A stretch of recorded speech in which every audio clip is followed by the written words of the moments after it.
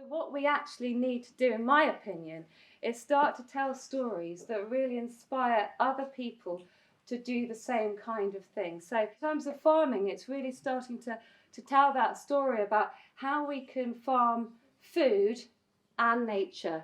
I mean, I'm kind of slightly bored with this kind of rhetoric that, you know, well, I mean, I'm a farmer, so I need to farm food. It's like, well, no, you can farm food and you can farm nature. They don't have to be polarised. I remember seeing the campaign for the first time, and what actually drew me to it was the lynx head on the map of the region. I thought that was fantastic, and I actually did my master's thesis on the feasibility for introducing the Eurasian lynx. So I thought, wow, yeah, I mean, that's something that I've always thought that could be achievable, you know, and I like the ambitious 20%, you know, rather than sort of, oh, he'll do little bits here and there, 1-2%, no, 20%, because that will bring you the real gains that nature needs. So my reasons for pledging to WildEast is when I first read about it, I thought, wow, this is what we need. This is what I've been dreaming about that could happen where I live and where the next door village is and the village after that. And the fact that we can all connect up and allow our wildlife to move from one space to another. So being able to pledge as a WildEast pledgee and say, yes, this is what I'm doing where I am, and then seeing what other people are doing where they are, means that I'm not just an individual. I am actually part of a massive movement in the place that I love, in the region of East Anglia, and together we're making such a difference for our future, but also our children's future. And I just find the fact that WildEast's is happening now so fantastic, and it makes me feel so hopeful that together we're making a big difference and that we can have a future that we'll be proud of, that we can pass on to our children for us and the wildlife we're sharing our land with. I think, like we all realised in lockdown, didn't we, it's completely transformative for our mental health, and I definitely found that. Looking after my children at home, just getting a chance to go outside and look and be in the wood without them is amazing.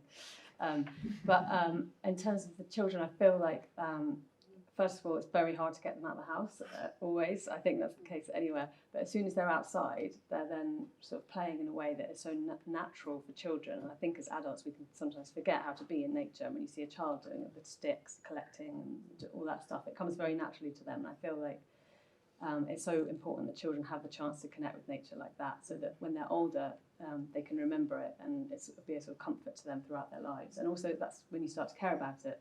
And I, my experience coming from London, not really thinking or caring about nature, and then suddenly being in it and remembering, and then sort of really feeling all those things about climate and what we were doing to it, and really drove me to think, I need to rewild our land, I need to do something about this.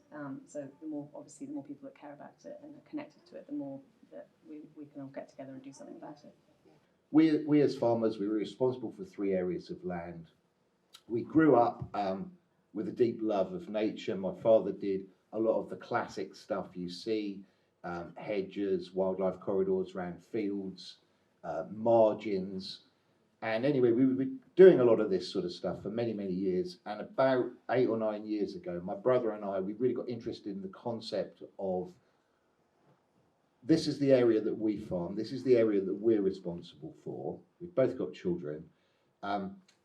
How do we improve this area? How do we improve the overall ecosystem of the farm?